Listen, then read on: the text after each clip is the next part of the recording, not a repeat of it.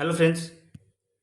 आपके लिए मैं एक इंफॉर्मेशन लेकर आया हूँ जिसमें आपको मैं बताना चाहूँगा कि आपका जो कमेटी है इंटरव्यू के लिए वो प्रिपेयर कर दी जा चुकी है और ये स्टार्ट कर दी जाएगी। और इसका मार्किंग सिस्टम क्या होगा, मार्किंग पैटर्न क्या होगा, अगर आप किसी तरीके का सर्टिफिकेट अगर आप लूज करते हैं तो उसमें क्या क्या तरीका है, बाद में मौका मिलेगा या नहीं, ये सारी चीज़ें मैं आपको डिटेल्स में बताने वाला हूँ। फिलहाल मैं हम लोग देखते हैं,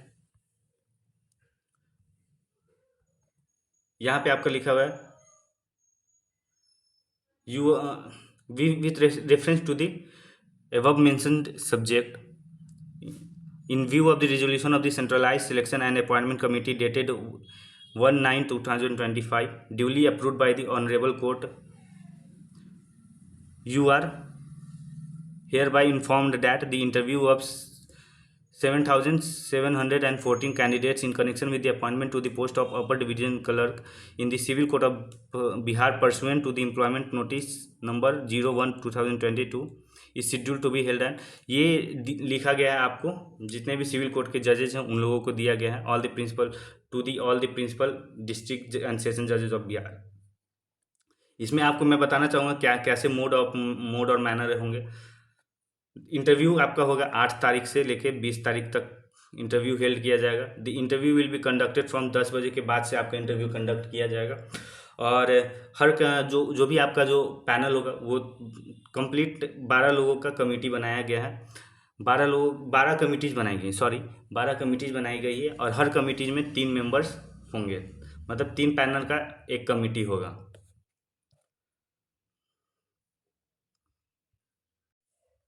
चलिए देख लेते हैं इस पॉइंट को। तीसरा number, the centralised committee resolve to constitute 12 committees for the conducting the interview of candidates. Each committee comprise of 3 principal district जज। हर कमिटी में एक 3 प्रिंसिपल जजेस को रखा जाएगा based on the proximity of judgeship, location of the chairman और committee of for the sake of convenience and the senior most principal judge of the respective committee shall preside at its location।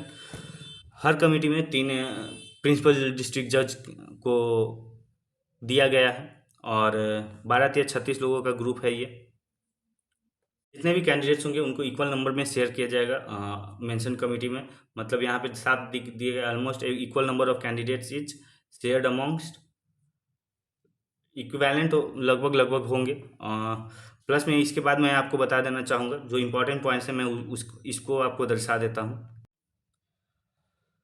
7वां number point, in the event of any discrepancy in interview letter and the documents produced by the candidates for verification, the decision will be taken by the chairman and the member of the respective committee के जो chairman होंगे और members होंगे वो decide करेंगे अगर किसी तरीके की डिस्क्रिपेंसी अगर पाई जाती है इंटरव्यू लेटर में और डॉक्यूमेंट्स प्रोवाइड कराने में।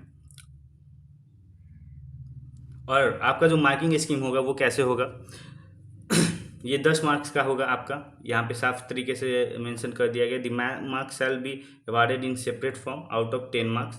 ठीक है, सब लोग सेपरेटली इसको करेंगे, मार्क्स अपना देंगे 10 मार्क्स में।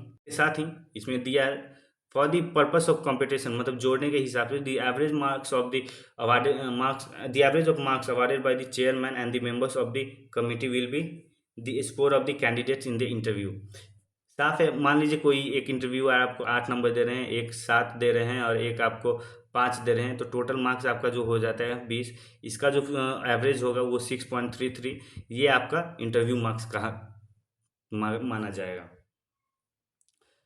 बायोमेट्रिक भी आपकी ली जाएगी, बायोमेट्रिक भी आपकी ली जाएगी। एक और इम्पॉर्टेंट इन्फॉर्मेशन 12 नंबर पॉइंट में दिया गया, if any of the member of the committee is not present. मान लीजिए अगर 3 में से कोई एक मेंबर प्रेजेंट नहीं होते हैं इंटरव्यू में, तो आपका जो इंटरव्यू होगा वो 2 मेंबर्स के सॉरी 2 मेंबर्स लेंगे और इन्हीं दोनों मेंबर्स का एवरेज मार्क्स आपका इंटरव्यू मार्क्स माना जाएगा। और 2 मेंबर्स से कम आपका इंटरव्यू जो आपका इंटरव्यू का जो बैच होगा, पैनल होगा, उसमें 2 मेंबर से कम कतई नहीं हो सकते हैं, साफ तरीके से मेंशन कर दिया गया है। Due to in no event the quorum of the committee for interview shall be less than दो मेंबर 2 मेंबर्स।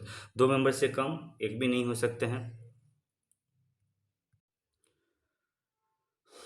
पांचवा चीज आप देख लीजिए, if any of the candidates appearing in the interview fails to produce domicile or category certificates or any type of the documents which affects his eligibility, the committee constituted for conducting interview may grant the 15 days of time for the submitting the desired document। मतलब अगर कोई ऐसे candidate हैं जो अपने documents को नहीं दिखा पाते हैं उस दिन, तो उनको 15 दिन का टाइम कमेटी देगी। 15 दिन के टाइम में आपको अपना जो भी छूटा हुआ क्या ये रिजर्व सर्टिफिकेट है वो आपको सबमिट करना होगा।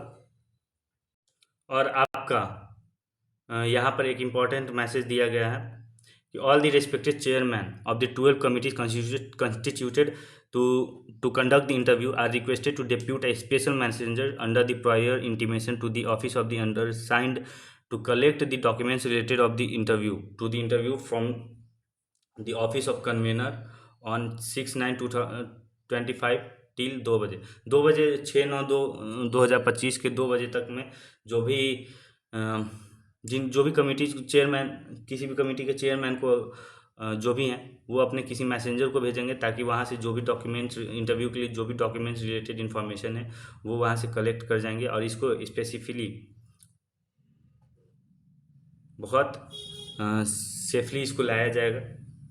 तो फ्रेंड्स, ये एक इम्पॉर्टेंट इन्फॉर्मेशन है। आपकी इंटरव्यू की कमेटी बन चुकी है और आपकी कमेटी बन जाने के बाद आपका इन्फॉर्मेशन इंटरव्यू के लिए सारी चीज़ें सारे जजेस को अपॉइंट भी कर दिए जा चुके हैं। अब बस अब आपकी जो भी है इंटरव्यू लेना बाकी है। आप लोग तैयारी बिल्कुल करें।